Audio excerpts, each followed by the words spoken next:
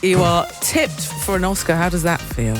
Well, unless you know how to read tea leaves or something, you know something Mystic I don't. Mandy is what they call me. Mystic Mandy. Just tell us a little bit more about the film. What is the film about? Tell us the story for those who obviously haven't seen it yet. Well, it's a small film with a big heart, so I like to talk about it. It's about a reclusive English teacher who only has a little time left and is trying to reconnect with his daughter, who he abandoned. And it's kind of a return to those movies where we would go and we'd cry together and laugh together. Talk to me about the material and the emotional journey, because I want to know what drew you to that script. I wanted to work with Darren. The word on the street was he was going to make a movie, and there's not an actor worth his weight in salt that wouldn't want to sit down and have a talk with him about that. And I'm one of them. Speaking of weight and salt, we can talk about anything you want to. Oh, yes. No, I will. Well, I feel like your character, he wore his emotions on his body. Yes, just through he found comfort and solace in eating. Clearly, he had a lot of trauma. Yeah. So, I mean, that's the shape of the man. And he has some health challenges, too, and very little time. But most importantly to him, he wants to reconnect with his daughter from whom he is estranged. You mentioned earlier, Darren, that I think you said it was an emotional film when you were describing the film, but it's funny in places as well. Yeah, and inspirational.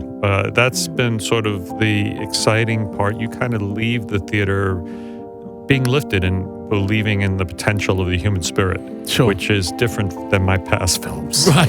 Well, yeah. And Brendan, you were very complimentary of this man at the Critics' Choice Awards the other week. Thank you. How important has he been to your career? Right now, very, very important. Yeah. I'm here talking to your good selves. So I've been on a real journey since working with Darren, and it's been rewarding to see the response that audiences are having to this film. I was actually responsible for Georgia the Jungle because he doesn't know it was my abs. Your fault. You talked then about the reaction. So many of your friends have also reacted. The Rock and Adam Sandler, and you are tipped for an Oscar. How does that feel? Well, unless you know how to read tea leaves or something, you know something I don't. Mystic Mandy is what they call me. Mystic Mandy. I'm really happy to be able to have this moment to reconnect with them, and this awards journey that we find ourselves on right now is really exciting. It's new to me, so as we go along, I'll have to give you updates on that one. I can't wait to watch the Oscars to say we met you, and because I think you're going to win. So, well, that's good. Here's the thing, Darren. You've chaired numerous film awards in the past. What do jurors look for in a Best Actor category? Great acting.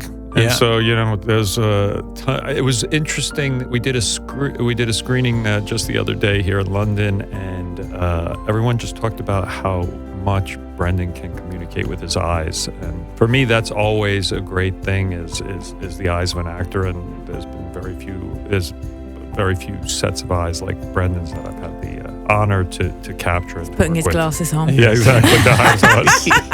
See, that's when I think he looks like Tom Hanks. Yeah.